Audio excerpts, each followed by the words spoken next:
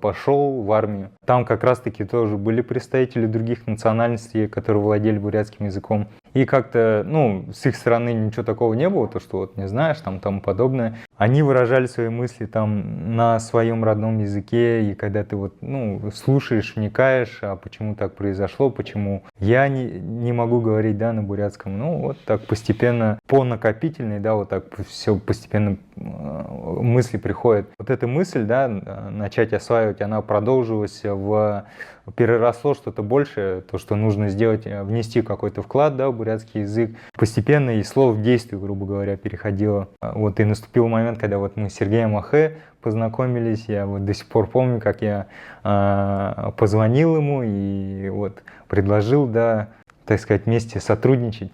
И вот этот момент, наверное, знаменательный был в моей жизни, наверное. Касаемо курса, да, отвечая на вопросы, набираю группу, записываю, направляю тех, которые, ну, хотят обучаться бурятскому языку. Мы работаем вдвоем.